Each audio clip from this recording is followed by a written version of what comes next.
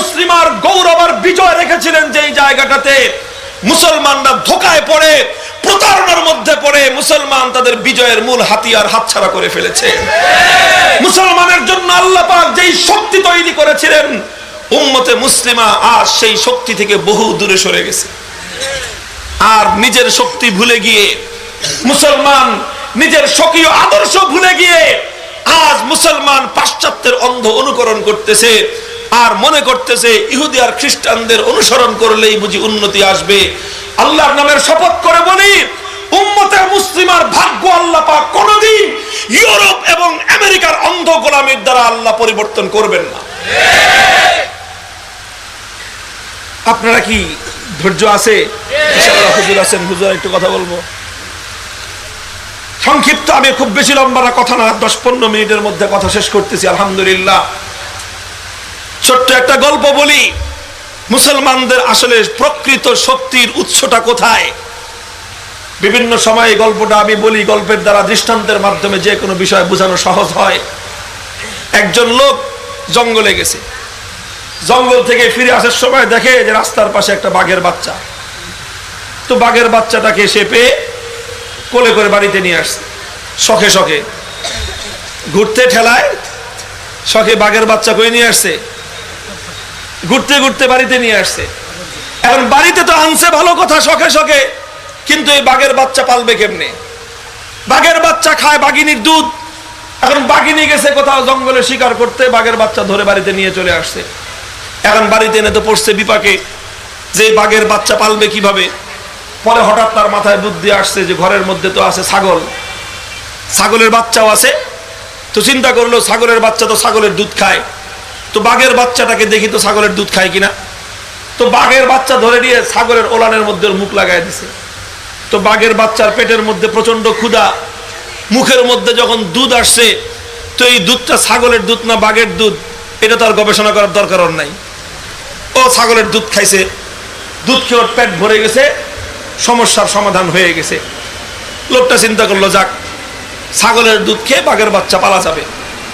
তো এইভাবেই বাঘের বাচ্চা ছাগলের বাচ্চার সাথে থাকে, ছাগলের দুধ খায়, আর এভাবেই দিনকাল কাটতেছে। দিন যায়, মাস গড়ায়, আস্তে আস্তে ছাগলের বাচ্চাও বড় হয়, বাঘের বাচ্চাও বড় হয়। তো ছাগলের বাচ্চা যখন একটু বড় হয় তখন ছাগলের মাথায় কি গজায়? শিং গজায়। আর ছাগলের চরিত্র হলো যখন নতুন শিং গজায় তখন খামাখাই খালি গুতাগুতি করে। ব্যাঙ যখন নতুন পানি পায় অযথাই লাফালাফি করে, আর পাতি নেতারা যখন সামান্য একটু ক্ষমতা পায় অযথাই পাবলিককে উৎপাত করে। যারা সম্ভ্রান্ত নেতৃত্বের অধিকারী তারা কিন্তু পাবলিককে উৎপাত করে না, কথা ঠিক? এই 3 শ্রেণী, পাতি নেতা, কোন ব্যাঙ আর ছাগলের বাচ্চা, চরিত্র তিনটার একরকম।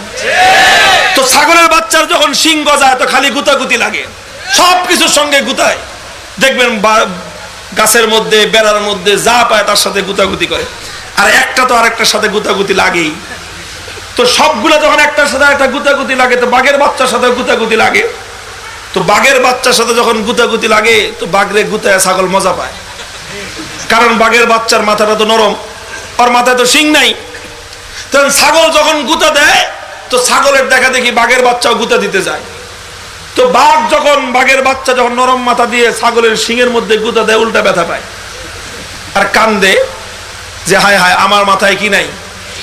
আল্লাহর কাছে দোয়া করে যে আল্লাহ তুমি আমার 2টা শিং দাও, এই 2 শিং দিয়ে আমি কি করব? ছাগল রে গুতাইব। এখন বলেন তো বাঘের বাচ্চা কতদিন পর্যন্ত দোয়া করলে আল্লাহ দোয়া কবুল করবে? ওর মাথায় কোনোদিন আল্লাহ পাক ছাগলের মতো শিং দিবে না। তো ওই আফসোস নিয়েই আছে, আল্লাহর কাছে দোয়া করতেছে যে আল্লাহ 2টা শিং দাও, ছাগল রে গুতাবো। এইভাবেই চলতেছে। একদিন মাঠের মধ্যে গোটা ছাগলের পাল মাঠের মধ্যখানে চড়তেছে।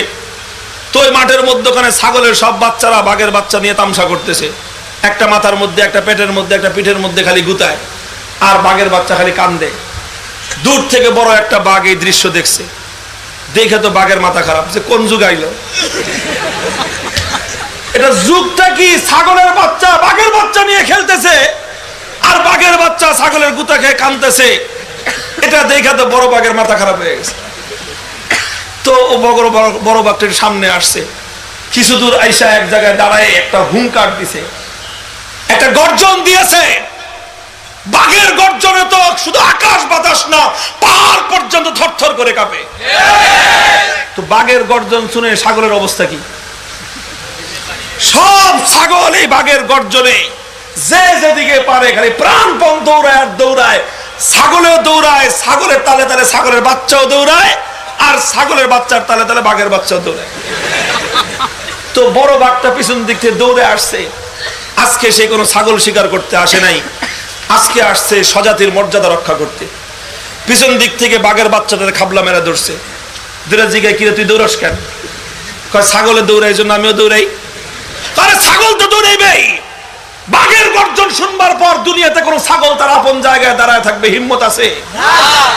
ছাগলের তো আত্মা শুকায় যায় বাঘের গর্জন শুনলে, এই জন্য দৌড়ায়। তুই দৌড়াস কেন? তোমার আওয়াজ শুনে তো আমারও বুক শুকায় গেছে, এত জোরে মানুষ আওয়াজ করে। তো বাঘে বুঝতে পারছে যে ওর সমস্যাটা আসলে কোথায়, কেন ওকে নিয়ে ছাগলের বাচ্চা খেলতেছে। তো বাঘের বাচ্চা ওরা ট্রিটমেন্ট করতে চায়, ওরা ধরে নিয়ে গেছে একটা জঙ্গলের ভিতরে একটা পুকুরের কাছে। পুকুরের ঘাটলায় নিয়ে যায়, কয় যা পুকুরের ঘাটলা থেকে পানি খায়।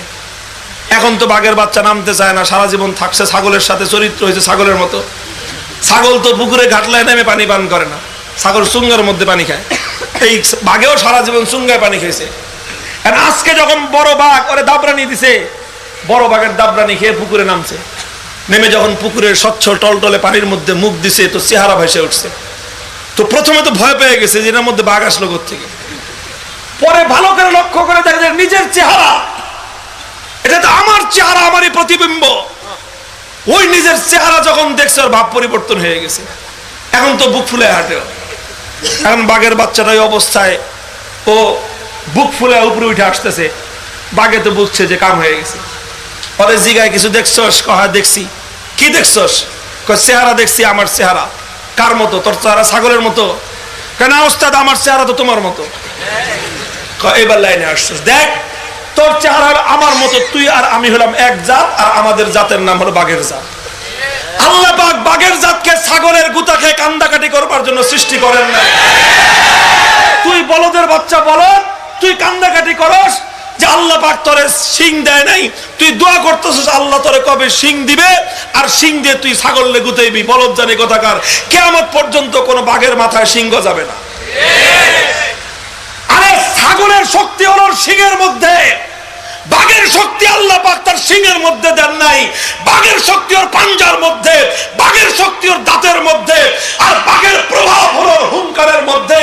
আরে বাঘের বাচ্চা, তুই নিজের স্বকীয় পরিচয়ের উপর দাঁড়িয়ে একবার তোর আপন শক্তিতে শুধুমাত্র একটা হুঙ্কার দে, তোর এক হুঙ্কারে তামাম পৃথিবীর সমস্ত ছাগলগুলো পালানোর পথ খুঁজে পাবে।